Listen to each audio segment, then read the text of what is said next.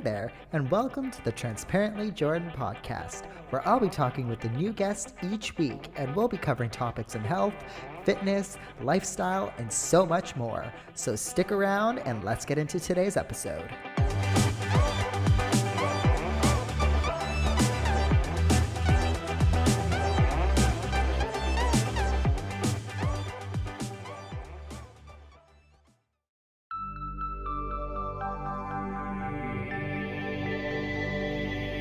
This is Radiant Voices Media. I don't want to feel ashamed of what I'm doing and who I've become. Being in such a stressful environment, like I said before, with staffing, I don't want to be ashamed of how I speak to my staff or how I allow them to work. I want to be someone that they can come to talk about. Doesn't have to be work related. What is going on, everybody, and welcome to another episode. Now, this is kind of a special episode because it is one of my very rare video episodes. I actually recorded today's. I am trying to be a bit more consistent with my camera. I am trying to make sure that it's charging and I have enough memory. So if you are watching or listening on Spotify or YouTube, this may or may not be video format. If it's not and it's just audio, then I kind of got frustrated and didn't make the video.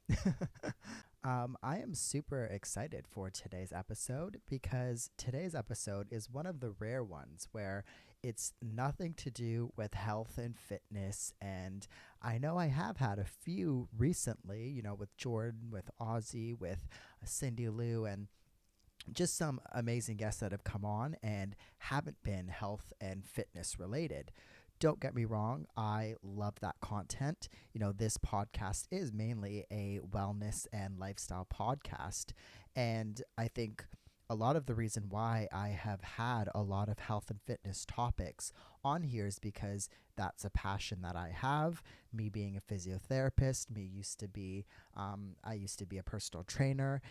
I have been in the fitness community for pretty much as long as I can remember. So, of course, when you have a passion and when you have that experience, of course, I'm going to have some topics that are mainly health and fitness. But I think this podcast, when I think of what I wanted out of this podcast, it was more than just a health and fitness podcast. I don't want it to be in just that box. Again, yes, I do cover a lot of those topics, but I think of this more as a wellness and lifestyle podcast because I like to have guests on here that cover, again, business and cover topics that might not get covered a lot. And I kind of draw inspiration. It's funny because in this episode, Bailey, whom is coming on, is the owner of the Dunes Cafe here in Adelaide. He chats about drawing inspiration from other cafes and social media, and I guess inspiration that I draw from this podcast I started back in 2020. It's been nearly 5 years now, and I've listened to many podcasts even before that, but I think the Skinny Confidential, him and her podcast, for example, that's probably one of my favorite podcasts. It sounds a little bit funny. I know men listening are like, oh, what, the Skinny Confidential? But it's actually a podcast that everybody can draw something from. That's why there is Michael and Lauren both on it, husband and wife.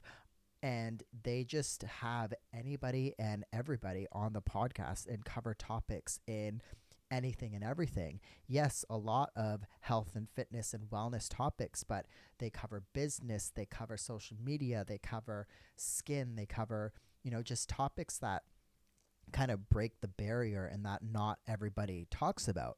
Recently, I listened to a podcast where they covered topics on what was it? I'm going blank now. Topics on like plastic surgery and, just little different niche topics that, again, you don't often get. And that is kind of the inspiration that I have for this podcast. I want to cover topics that are a little bit more niche and have these conversations with guests that come on that you don't get, in a gym, or you don't get here and there. So I'm quite excited for today's episode because, again, I have Bailey, who is 22-year-old business owner. He owns a cafe, quite a big cafe.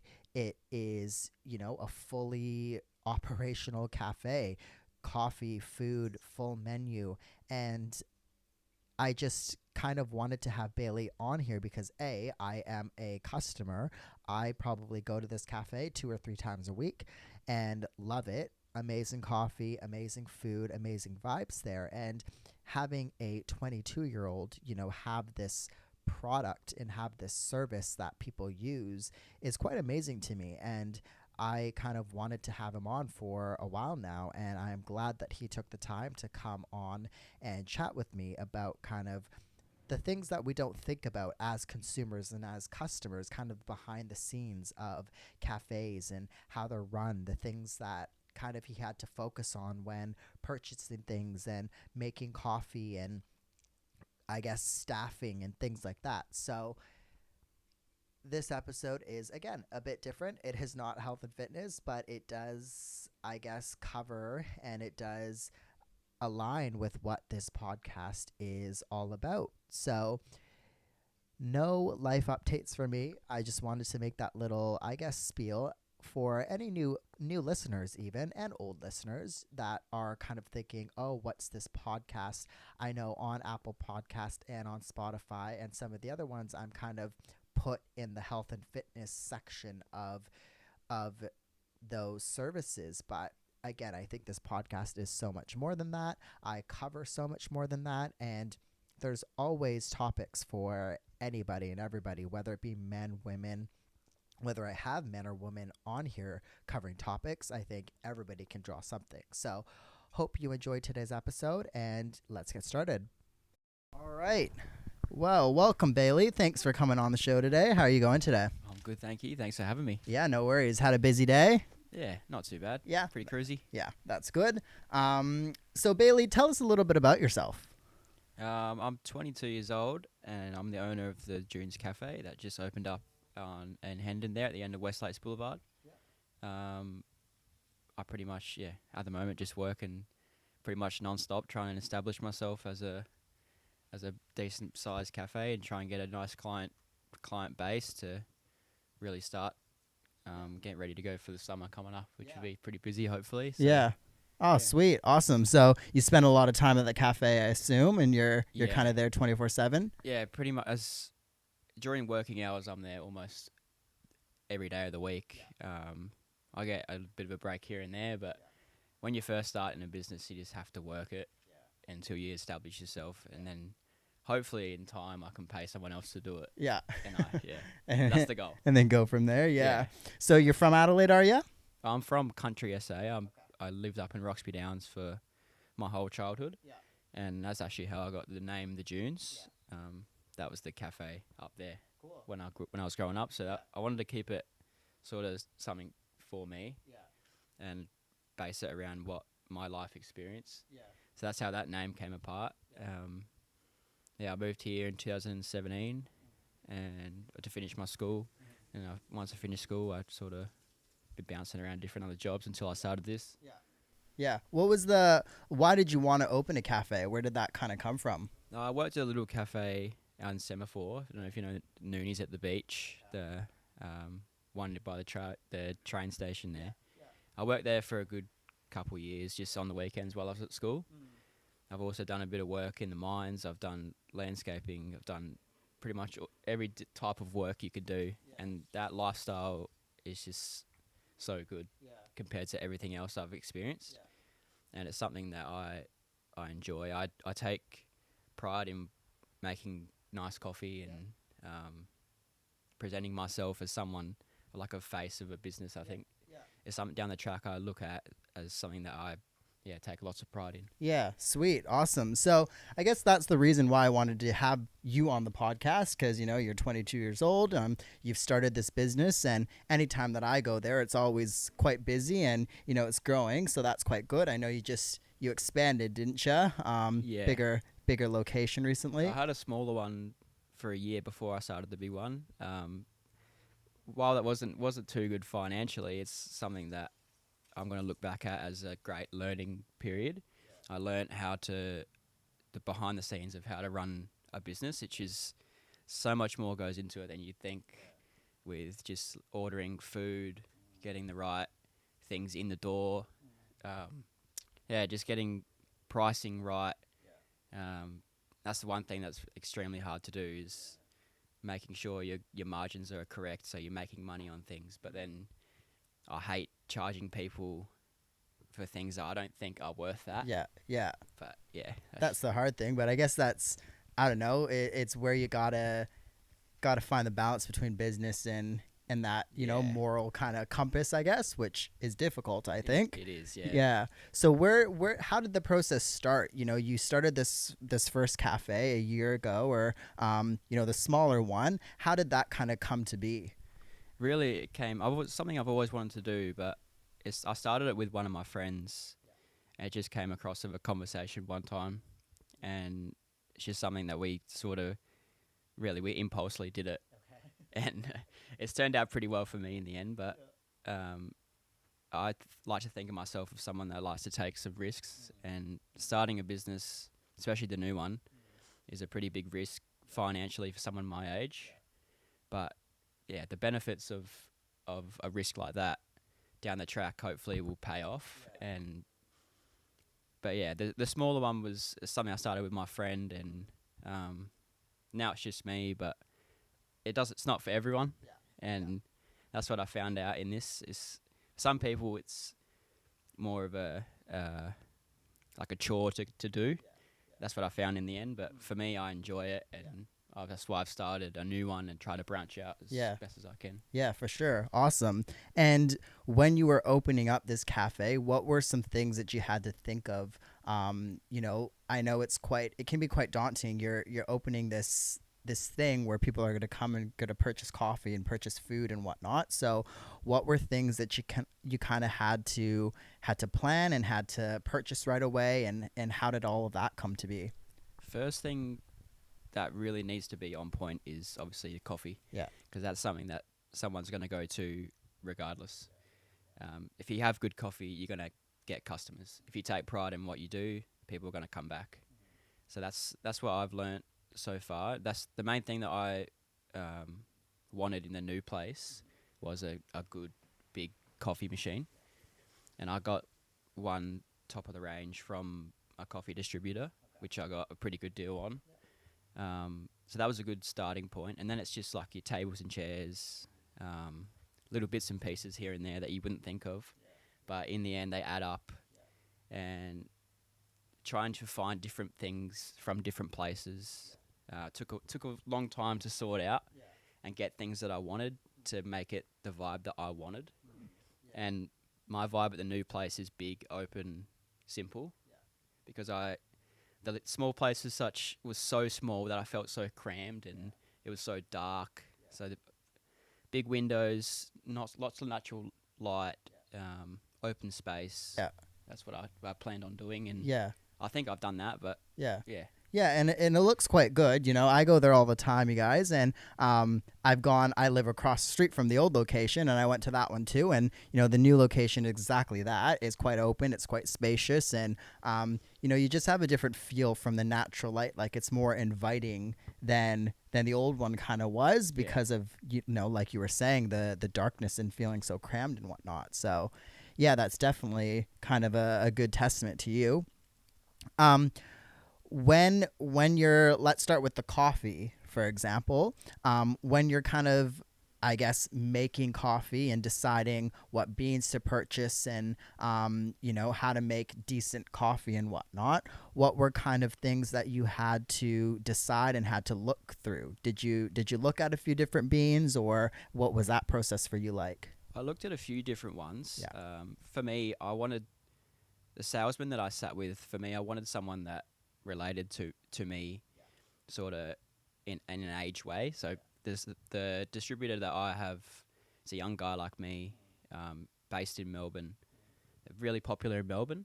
Melbourne's the coffee centre of the world, so I wanted something from Melbourne because you get that sort of nice smooth taste, and you don't get that really bitter aftertaste, which I just hate in a coffee when I go somewhere. They also hooked me up pretty good with coffee machine, like I said before. And then pricing wise on my bags of beans, they hooked me up pretty good. So it came down to what was best for me, both financially and then on the outside as well. Just having someone that I can give a phone call to, and just doesn't have to always be about business. Like, he wants to know how I am, how the business is going, but then also how I am personally. Yeah. So that's something that I wanted, something that I got in the end, really. Yeah, that's quite important, especially when you have this relationship with something so important. I guess you want to feel A, great about it, and then B, like you were saying, have that relationship with the person that you're going to be working with longer term. When I guess you're learning to make a decent cup of coffee and whatnot, where did you learn that, and where did you learn the skill? I know you were saying that you've worked in cafes in the past, but I think coffee is a hard thing to come by, and a good cup of coffee is a good thing to come by. So how did that skill come to be? It is a lot harder than the average person would think. There's lots that actually goes into it. Timing of every single shot, weighing every single shot, putting the right shots in the right size cup, making sure the milk temperature is exactly the right temperature. Otherwise, it's going to burn, or it's going to be too cold. So there's actually lots that goes into it, and it's a skill and an art that takes time. And it's definitely not easy to do, especially when you're working in a cafe and you have to learn your latte arts and you're getting the right things at a quick pace. I think working in a cafe, you learn to adapt to working pretty quick all the time, which is, especially on a weekend or a busy day, it's non-stop, which the days go quick, but you just find yourself making coffees at a pretty quick rate. But that's when if you do it too quick, you forget all the little things that goes into it. And like I said before, it's weighing your shots. I do my shots, I did 22 grams per shot. So it makes a difference if it's 21.9. It makes a difference in the coffee taste. And me, now that I know, I can taste that. So even my timing, so for example, a double shot, my machine runs at 26 to 30 seconds per shot. So if it runs at 31 seconds, I'm not using it. So it needs to run in that time for me to serve it and be happy with what I'm serving. If it runs over, it's going to taste burnt, and doesn't matter what you do with the milk, it would taste burnt. Under, it would taste bitter, have a really bad aftertaste. And once you know that stuff, you'll never be able to drink a coffee again without having it run in between the nice spots. And it's been annoying for me, but it's good in a way. I guess as, consumers, we don't think about things like that. And you have this different mindset now that you're an owner, and that you have this knowledge. There are, I guess, coffee snobs out there that do know this stuff and do know the differences of taste and whatnot. And it's quite interesting because I find that, in life and when you own a business and whatnot, you probably have to tailor things to, those snobs or the people that are a bit on the higher end and know their coffee. If you have someone like myself that doesn't know shit, I know a decent cup of coffee, but not as much as probably some people that can taste the different profiles and things like that. It's quite a testament to cafes that take that time and that I guess have that knowledge, really. let's move on now to the food, because that's another big part of, cafes and whatnot. How did that come to be? So what was the process about, building a menu, and I guess what things you wanted to add to the menu? How did that all evolve over time? For me, I wanted to just keep it nice and simple at the start, and that's what I've done with my first menu. Just your classic, lots of eggs, smashed avo, eggs Benedict, things like that you're going to see at every cafe that you go to. I'm working on a summer menu at the moment with a few different things and a few different changes that I'm going to drop in a couple days to go forward in the summer period. That's just things that I've learnt to do over time, and I'll keep adapting the menu every chance I get, just to change things up and keep people fresh. Because there's only so many times you can have a smashed avo from the same place, so you got to keep switching it up and looking around at different cafes. And I get lots of inspiration from other cafes on what they do. So eventually, I want to go down the sandwich way, because that's really a wave at the moment. But I've got to invest in a bit more time into getting that right, because I don't want to half do things. I want to know what I'm doing first so I can sell it, because if I half do things and put it out half doing, it comes back on my face. So that's one thing that I've learnt, just to do things right, get it done, and then sell it. But yeah, it's a hard thing to do, to set a menu, because like you said before, the coffee snobs versus food snobs are the big ones. And to them, they notice every little thing.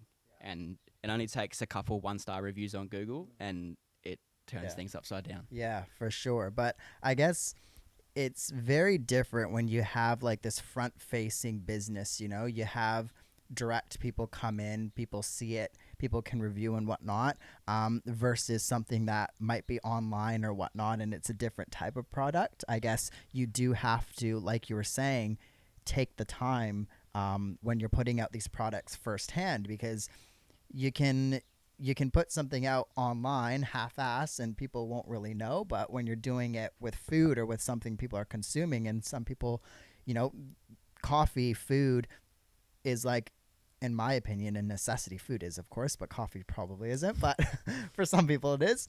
Like, you need to have this time frame, and you need to do things right. So it's interesting to hear that side of things from a business owner. What does the behind the scenes look like when you are trying to, I guess, order things, and what kind of things do you prepare for in regards to like the amounts of food that you order, or this and that? What does all of that look like? That is one thing that I still haven't got my head around at the new place. It's taken me so long to figure out the amount of food that I need to order a week, because every week's different. So I could be extremely busy on the weekend, and then I'll order more, and then it'll go to waste. So I've got to find a middle there, but I have a pretty good setup with my ordering. I got a good deal with a food business. They supply me everything, which is something that I wanted to do, because getting 4 different deliveries from 4 different companies on the same day isn't ideal. So I found a nice company, Forest Foods, that I use, and they do a delivery every Tuesday and Thursday for me. And I just hop on my phone. There's an app called Ordermentum that I order from. There's pictures, descriptions of everything that I want to try or order. At the moment, I'm just ordering the same thing on a weekly basis, but it's just the amount of stuff. For example, eggs, spinach, bacon, even paper towels, hand wash, all comes from the same place, which is good. It also saves a bit of money on not having to have different things coming from different spots. Yeah, for sure. And I mean, I worked in a restaurant for a couple of years down in Glenelg, and that was something that I know just working at the restaurant was always an issue as well. Ordering things, maybe like, extra chicken one weekend, but then that weekend you're not busy or whatnot. So it is probably something that I can imagine be quite difficult and take a lot of time. When you are planning, I guess, location that you wanted to open, and planning kind of kind of the marketing and the logo and whatnot, because it did change from the old to the new location. What was that thought process, and what were kind of things going through your mind with that move? Uh, it's just I wanted to be in a space where there wasn't as much competition as where I was. Semaphore Road, 500 cafes. So you can really, if I don't have a seat, then there's a seat 2 doors down. Where I am now is a good spot. Lots of parking. There's always people there. Next door to a gym, which is really the reason that I went to that spot. It's a nice little shopping hub. So different. There's an electrical company in there, a bathroom company. So there's lots of different things in the little hub that is appealing to someone with a cafe, because especially, for example, I'm next door to the bathroom display place, and someone that's going to go spend 90 grand on a bathroom, it takes time for them to write up the contract. So head over to me, sit down, have half an hour, have something to eat, have a coffee, head back. So that's something that I've learnt to do with other businesses around me, is get to know them, the owners, talk with them, and just get a good relationship with them, because they could be keeping me open. For example, the gym would be half my business at the moment, just off people that have just finished a session. They want to come sit down, have a coffee, even a cold drink or something to eat. So yeah. It really, it's just making a good relationship with people around you is what I've learned. Yeah, no, that's quite important, and it is a great location. It's on that main, I don't even know the roads here in Adelaide, but it is on a main strip, like it's on my way to work and whatnot, so that's important factors, I would assume, as well. When you are learning all of this, or when you're trying to go through this, was it something that you've been learning along the way, or did you take any business courses or anything like that? How did you kind of learn the process of having to do the finances and all of this type of stuff? I've learned on the go. I don't really recommend doing that. It's so much to think about all the time, and for me, now that I've got proper staff and a proper cafe, in a sense, I've got to do all my staff's wages. I've got to pay all their tax. I've got to pay all their super, and that's stuff that I didn't learn until I sort of made myself learn. So it's taken a lot of time to get that right, because it's something that's so important in keeping my staff happy in a case, and then keeping me happy by making them happy so they work for me. Because one thing I try and do with my staff is give them a nice environment to work in. And coming from experience where I didn't really like where I was, it's hard to work in a place you don't like. And me, even though it's stressful on the outside, I try and help them on the inside, so they have a nice spot to work. But on the outside, there's a lot to think about and a lot to do to make the business run, which a lot of people don't see. But it's a little bit more than making coffees. Yeah, I appreciate that too, because I think a lot of business owners probably forget the staff and things like that.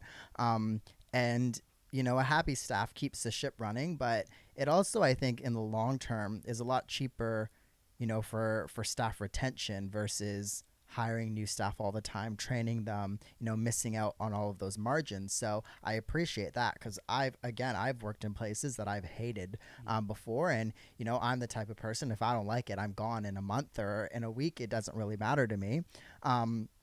So that's quite important. But when, I guess, you are choosing staff and when you are looking for, a team, really, what were things that you had in the back of your mind when you were interviewing and going through that process? Depending where they're working is depending on what I am looking for. For example, I just have a few new people at the moment, one that works front of house and one that works back of house. People that work front of house, I'm looking for that bubbly personality, someone that's loud, which goes a long way with people in cafes, because if you come in, the staff don't greet you, you make yourself sit down instead of them telling you, oh, how are you going? It goes a long way, especially with the older demographic, which you see a lot in cafes. You walk through the door, I want someone that's going to greet them, ask them how their day was, ask them if they'd like a glass of water just to get them started, if they want a menu. All those little things, they make people come back. But it's a bit different out the back. Someone that can learn quick and someone that can work quick, because in the kitchen it's pretty hectic on the weekends. Getting someone that's willing to do it is pretty hard to find, because there's lots of people that just want the job, but they don't actually want to do it. But that's a hard thing to find. But I think I've got a pretty good staff. What I got now, I have my sisters work for me. My mum helps me out every now and again. But yeah, and then I've got about 6 or 7 proper staff that are working as much as I can have them, really. Yeah, awesome. That's quite good. Again, a good team keeps the ship running, so that's awesome.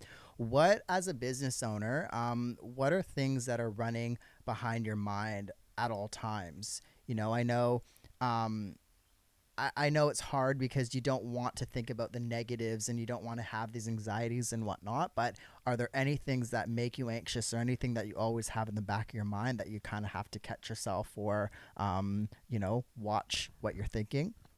For me, I'm so focused on the finance side of it. I just can't stop it. I'm constantly looking at how much money we're making per day. Have I made enough money to cover this? I'm constantly working out different things, and if I make this much amount of money in the day, how much am I going to make personally? How much do I have to give to my staff? It's just something that I've just can't stop thinking about, which is, as a business owner, I'm sure every business owner will be the same. It's just things that you just can't help but think about all the time, which is something that I didn't really expect starting a cafe. When I first started, no experience in business, I thought I was just going to be another worker. But there's so much more to it, and it's hard to get yourself out of it once you're in it. So, for example, if I'm off for a day, I'm checking my phone at orders, making sure things are going right, messaging my staff, are things going okay? Do we need anything from the shop? You just always have to be involved, which is, I don't know. I don't know if that's a good thing or a bad thing, but I guess we'll soon find out. Yeah. I think I've talked to a few people about this on the podcast itself, and it sounds like it's quite similar to, a lot of business owners, and especially in the beginning, always being on and needing to find that balance. And it's hard to say if it will ever turn off, because you can look at it one way, and you can look at it where, those business owners that aren't in it all the time, are they really good business owners? But at the same time, it's like, are those business owners that are taking time from themselves doing better in the long run? I think it's something that, you'll probably learn, and nobody knows except yourself, really. What kind of things are you planning for in the future? Eventually I want to have a chain, which is something that I'm looking towards, but we're talking a long time down the track. I've got to establish myself first, and I try not to think too far ahead. I like to keep myself present and just make what I've got now 100% before I put my eggs into another basket. But there is potential. The reason I signed at the new place, my lease, there is potential to have a few more around Adelaide in years coming. And they're pretty keen on keeping the same sort of businesses around in the same little hub. So that's something that is down the line, but nothing I've thought about yet at all. Yeah, looking for the now, really. How far do you look ahead usually? At the moment, for me, I'm looking towards the summer coming, which could end at the end of the school holidays, end of January, start of Feb. That's really as far as I get at the moment, because I'm hoping to be extremely busy, but if I'm not, then what am I going to do? Yeah. Really. Yeah. So- Yeah. That's fair. And yeah, that's quite a daunting thought, I guess. What are some things that you are planning for wanting to happen during the summer, the upcoming summer? Just gaining more customers, like loyalty card customers that come in sort of every second day. You just get to know their name. You know what they have. One thing that I like to do is know what people have. So I see their car pull up, make it for them, and it's just that little, like, they walk in the door, I've already made it. It's a little thanks for that. Like that, it's only a little small thing, but it helps you retain customers and helps you build a good sort of name for yourself. And that's something that I've tried. Obviously, you can't do it for everyone. You can't please everyone, but I try my best to do it as good as I can. Yeah, absolutely. No, that's quite important. And it goes a long way, as customers, noticing little things like that is quite important. Now, Bailey, what kind of things, I guess, at your current location, what kind of things do you, I guess, look for when you're wanting change and things like that? Like, I think I see it all the time, businesses, adding new additions to their business and whatnot. What kind of things are you, or where do you want to be before you start adding more, if you know what I mean? I want to just establish myself as somewhere that is a go-to location before I start doing things out of the ordinary, which, yeah, it's hard, actually really hard to gauge on, because if you do things out of the ordinary, it might bring in the extra couple people to try it, but then if it doesn't meet their standard, they're not going to come back. So for me, what I think about is get them in first, impress them, and then bring them back with something different. But that will come with time. I'm not sure really much else I'd do too crazy, because I like to keep it nice and just simple, and things that are easy to do, easy to get out quick. Yeah. I guess you'll have a feel for it being your business, when you want to do anything new, if you wanted to. Bailey, when you're looking past, the since you've started the business, the old location, the new location, you've already mentioned a bunch of things, but what are some things that you've really taken away from this whole experience, and what things do you, I guess, now know that you didn't when you first started the cafe? I've learnt a bucket load of things around life and taking risks, and sometimes risks don't pay off. So I've learnt that you have to have two sides to what you do all the time. It might go well, but it might not. So you got to be prepared you got to really prepare yourself mentally that it might not go well. And that's something that's hard to get your head around, especially for me, having such a big space, such a young age. If it doesn't go well, I might put myself in a financial problem in coming years when I'm trying to buy a home or trying to start a family. If the cafe weren't to fly, which I'm hoping that doesn't happen, but but that's the thing, you have to have different options if it didn't go well. So just finding other things that I like doing just in case. But hopefully there doesn't have to be. But you never know. No, but it's good to have that realization, I guess. You never want to have that in the back of your mind, or to have that mindset, but I guess you can't be 100% naive, you know what I mean? Now tell us and tell the listeners what a day looks like, as a business owner like yourself, because it sounds like you're always on, even when the cafe is not open, or even when you're not there. What does a day generally look like for you? For me, I open up at 6:30, so I've got to be up and ready with the tables and chairs out 6:30 on the dot. So I've got to be there sort of 10 past 6. I'm about only 10 minutes away from the cafe, so it's not too crazy, but leave home about 6 o'clock. And just a normal day's work for me would be, I'm normally either on the coffee machine or I do a little bit of cooking myself. At the moment, I've only got myself and one other staff during the day, because I can sort of do most of it myself. I just need a little bit of a hand here and there.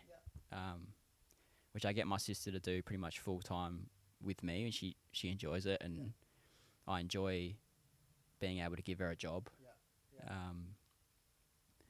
Other than that, we close up at 3 o'clock, so lots of cleaning, lots of doing the same thing every day, which is something that I've learnt that's going to happen for the next 20 years. I'm going to be mopping the same floor every night for 20 years. After that, I'm still getting, because my phone number is on the website and Google Maps and stuff, so if people call up for an order or want to book a table, my phone's always ringing. Even when I'm closed, still getting phone calls asking what time do you open or are you closed. But and then on the outside, I still got to run the business with the books, so that takes a lot of time than I thought. And that's just finding the time to do it, because if it's just me and one staff in the cafe, it's hard for me to sit down on my laptop for an hour and do it, because I need to be working.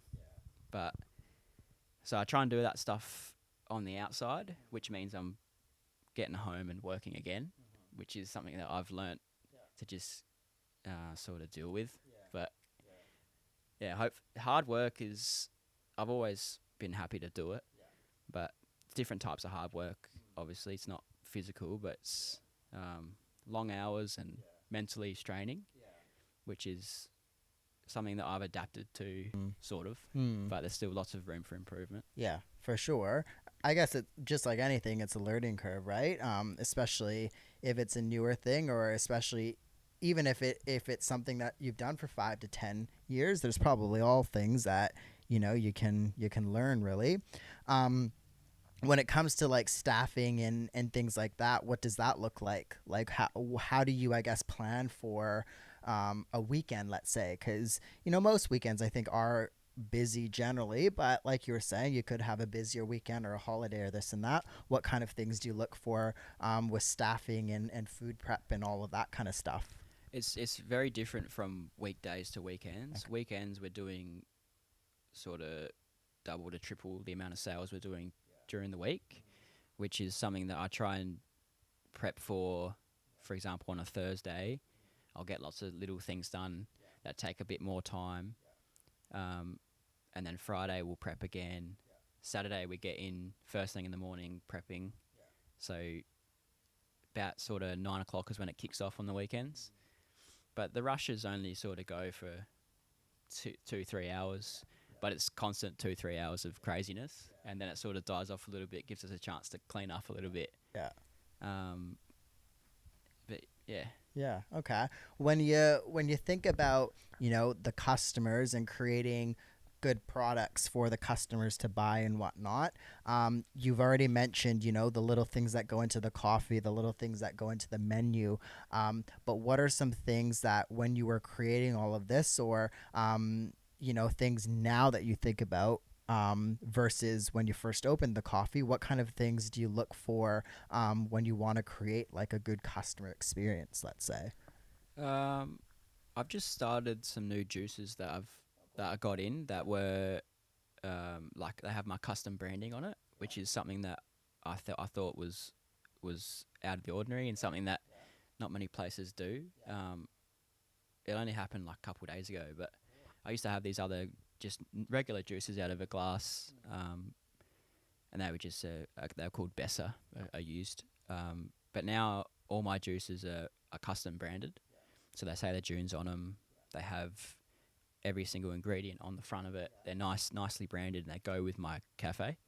So that's something like little small things like that. I just put them on display because they're branded for my cafe. They look good. They're something that they're eye appealing. Something that customers are going to come in and look at and, well, potentially buy. If it doesn't look good, people won't buy it. So I try and create like things, for example, the custom branding that you're not going to see if you walk somewhere else. It gives you sort of that extra little edge. Yeah, yeah. What kind of things, I guess, when you first started this business versus now, what kind of things do you like? Where's your mindset now when you have this experience? having a bigger cafe, things like that. Of course, you've probably evolved as a business owner. What kind of things do you think of now that you didn't back, 2 years ago or whenever? It's just timing and pace of work and how I can be quicker in little things. For example, getting an order out 2 minutes quicker than I did last year is something that makes a crazy difference.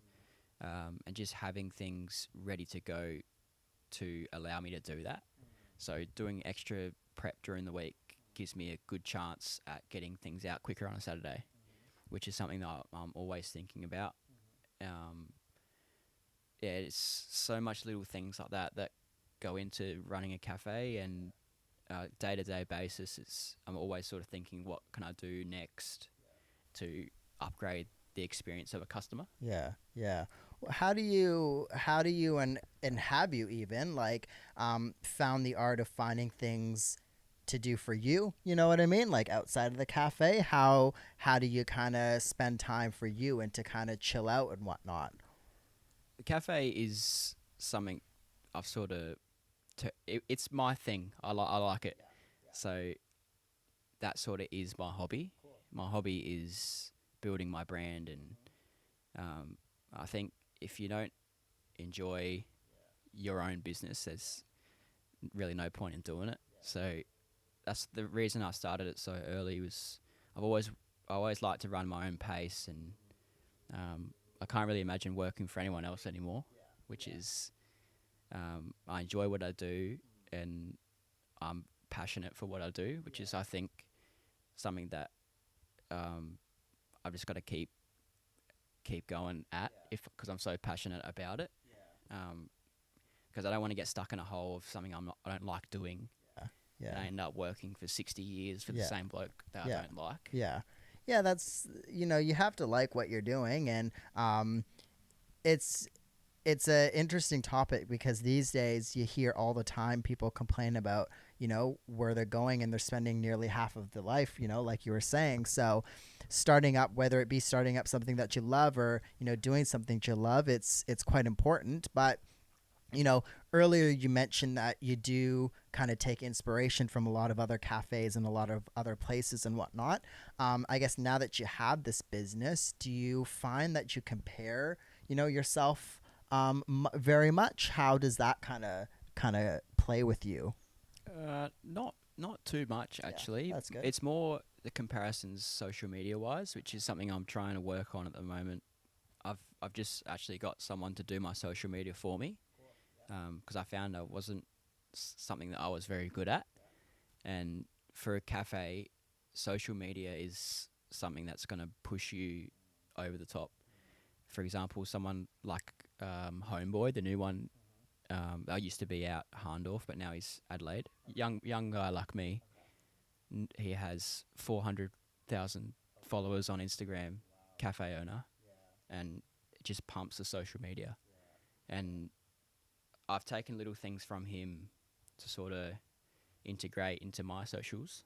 And I spoke to the guy that does my socials, and he looks around at all different cafes and what they do and tries to base it off everything. So it's not like you're copying or trying to be someone else. You're building our own brand to get people to follow or visit us in real life. Yeah, and I guess social media is so big these days, especially in businesses like cafes and whatnot. And it's probably where a lot of businesses do struggle, like a lot of older businesses maybe, because like you were saying, it can push you to kind of the next level. I think I have heard of is it in Hondorf or yeah, I think I have heard of that guy. Actually popped up on my TikTok or something. But There you go. yeah, but just like just like that, it you kind of need to have the correct socials, and especially if you want to hit a certain demographic. Or I'm a millennial. I mean, it hit me, so it can go anywhere really. Now you've already mentioned some thoughts and some goals that you have of the future. It's quite hard because you don't want to look too far ahead and whatnot. But is there anything that you that you don't want out of the future? Is there anything that you're kind of planning? I actually, don't want to go this route because I've already done it. Or what kind of things have you learned that don't do anymore, that you don't want to continue to do? I don't want to hate what I do. Is the biggest thing. I don't want to hate walking into my own doors. I want to enjoy what I do all the time, and I think that's something that I've learnt over sort of 2 years. That the smaller place was a little bit of a chore for me to do. Small, crampy place, like I said. It's hard to be in all day. So for somewhere like I am now, it's nice opening space, something that I've built myself. So I take a lot of pride in where I am and what I do Yeah. day to day. Yeah, cool. Where do you, I guess, pull inspiration from, whether it be cafes, whether it be not even cafes, like other business owners or whatnot? Is there anything that you or anybody that you follow on a regular basis or that you go to for inspiration? Like I said before, it's just lots of inspiration social media wise. Because I feel like I've got the customer base now. It's just the extras that, like you said before, that you can gain from social media just to give you that little extra kick. But other than that, yeah. Yeah, because I feel like Adelaide is the type of place where, it's not that big, so people will drive 20 minutes from the hills, to Yeah. check out a cafe that they've seen on Instagram. I know I've drove to Hondorf, or I've drove down south or something to check out something that I've seen on Instagram or whatnot. So it's a very different vibe here in Adelaide than it is maybe in other states, really. Now, Bailey, we have something on the podcast called the Vulnerability Corner. There are 5 questions here out in front of me. All 5 questions are just a general question that relates to vulnerability, basically. What I'm going to get you to do is pick number 1 through 5. I'll read out the question and, answer really however you want. You can relate it to your business. You can relate it to personal. It doesn't really matter to me. But yeah, pick a number 1 through 5 for me. Number 4, please. 4. Alrighty. So I'll give you the question too if you want to have beside you. But what it says is, what is the personal quality of which you're most ashamed of? I'll leave it right there for you if you want to give it another read, but take your time. These ones are quite difficult, I think. A little bit, yeah. Yeah, and again, you can relate it to your business. You can relate it to just yourself as a person. It doesn't really matter. Now, I'm not sure if I'm going to get the question right, but for me, I don't want to feel ashamed of what I'm doing and who I've become. Being in such a stressful environment, like I said before, with staffing, I don't want to be ashamed of how I speak to my staff or how I allow them to work. I want to be someone that they can come to talk about. Doesn't have to be work related. And I think I'm trying to build a sort of relationship with each one of my staff in a different way, because they're all different in their own way. They all do different things in their spare time. So I try and take a little bit of time out of my day to be a friend more than a boss. So I just, if I find myself yelling at them for something that they couldn't control, or just something that doesn't even matter. Yeah. I don't want to feel ashamed of who I've become. Yeah. In a sense. Yeah, because it's quite difficult when you're in a highly stressful position like you are. Because again, I've worked at a restaurant and I've been in situations where it can be quite stressful. You talk to people a certain way because you're so stressed, you have 100 things going on, but at the end of the day, you're you're a family and, people understand, but it's good as an owner to hear that, you have these kind of things in the back of your mind. Because again, as a staff that I was, you kind of sometimes think, ah, they just talk to me that certain way. They might not be happy or whatnot, but if you have that kind of thought process, sometimes stress just kind of comes out in certain ways, really. Now, Bailey, where can people find you? Where can people follow the cafe? Come visit the cafe. Plug in all of those on the podcast, please. Underscore the Dunes on Instagram, and we are 26 Circuit Drive, by entries off of West Lakes Boulevard. thedunescafe.com.au is the website. You can find us anywhere: TikTok, Instagram, Facebook. We've got it all. Cool. Awesome. And that will be in the show notes, everybody. So you can definitely go and follow all of that and visit the Dunes. Thank you so much, Bailey, for coming on the podcast. This was great. And definitely everybody go check out the Dunes, and Bailey, we'll see you there. Thanks for having me. I appreciate it. That's all right. Alrighty, everybody. That is it for today's episode. Once again, if you are living here in Adelaide, be sure to check out the Dunes Cafe. I actually went today. I think Bailey has just updated his menu because I had the burger and it was fucking phenomenal. Check out the Dunes Cafe. It is in Hendon here in Adelaide. Even if you are not in Adelaide, follow the Dunes on Instagram. Before you head on off, please give this show a 5-star button click. If you are listening on Spotify or Apple Podcast, you can do it there. It really helps out the show. It takes a second. Thank you all for doing that, and I will talk to you on the next episode.